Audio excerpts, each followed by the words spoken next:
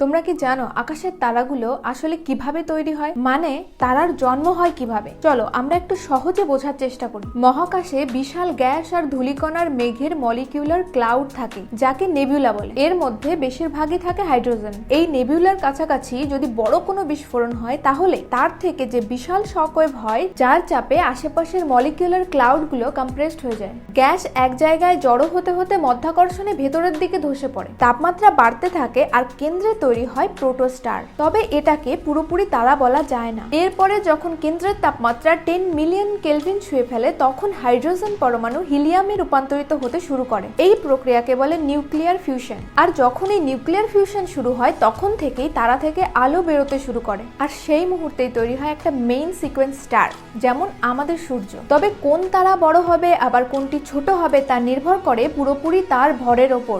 এক্ষেত্রে ছোট তারাগুলো ধীরে ধীরে জ্বলবে আর বহুদিন আকাশে দেখা যাবে, আর খুব বড় তারাগুলো দ্রুত জ্বলে শেষ হয়ে সুপারনোভা হবে।